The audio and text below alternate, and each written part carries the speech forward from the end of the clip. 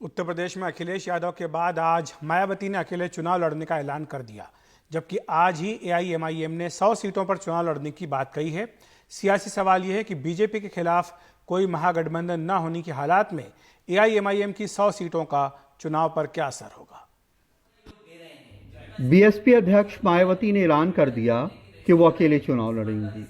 चंद रोज पहले अखिलेश ने कहा था कि वो छोटे दलों से गठबंधन करेंगे, लेकिन मायावती तो किसी के साथ गठबंधन से इनकार करती हैं। मुझे पूरी उम्मीद है कि प्रदेश की जनता यहाँ लोकतंत्र को बचाने के लिए मेरी इन सब बातों को जरूर गंभीरता से लेगी और यहाँ इस बार आगामी होने वाले विधानसभा चुनाव में बीएसपी की जरूर सरकार बनाएगी। यूं तो एआईएमआईएम यूपी में 10 दलों के मोर्चे भागीदारी संकल्प मोर्चे का हिस्सा है, लेकिन आज ओवैसी ने मायावती से गठबंधन की बातचीत का खंडन किया और यूपी में 100 सीट लड़ने का ऐलान कर दिया। हमारे पार्टी के यूपी के प्रेसिडेंट ने इस बात का ऐलान भी किया कि हम एमआईएम पार्टी आने वाले 2022 के असेंबली चुनाव में हम 100 असेंबली सीट पर इंतखाबात में हिस्सा लेंगे। हमने लोगों से एप्लीकेशन लेना भी शुरू कर दिया।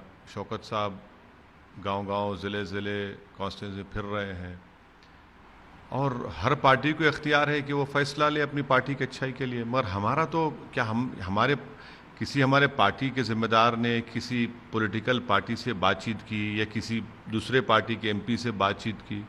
कुछ बातचीत ही नहीं की हमने। यूपी में 2017 के विधानसभा चुनावों में 9 छोटी पार्टियां मैदान में उतरी।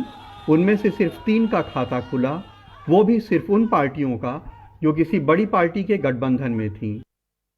एआईएमआईएम ने 38 सीटों पे चुनाव लड़ा, वो सारी 38 सीटें हार गई।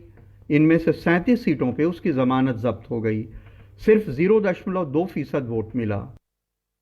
एआईएमआईएम ने 100 विधानसभा सीटों पे उम्मीदवारों के लिए फॉर्म बेचने शुरू कर दिए हैं, लेकिन इस मौके पे पार्टी सत्ताधारी बीजेपी से सवाल पूछने के बजाय 4.5 साल पहले सत्ता से हट गई समाजवादी पार्टी से सवाल पूछ रही है कि उसने मुस्लिम आरक्षण क्यों नहीं किया।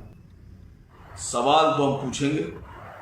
मजलिस-ए-इत्तेहादुल मुस्लिमीन के तमाम लोगों से मेरी गुजारिश है कि समाजवादी पार्टी के सभी लोगों से, चाहे वो जिले के लोग हों, नगर के लोग हों, वार्ड के लोग हों, प्रदेश के लोग हों, राष्ट्र के लोग हों, जहां इनकी मीटिंग लग रही हो वहां इनसे सवाल कीजिए कि कहां है हमारा आरक्षण।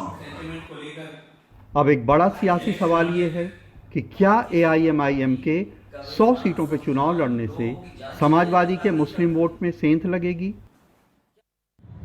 एआईएमआईएम का उत्तर प्रदेश में कोई बड़ा राजनीतिक आधार नहीं है।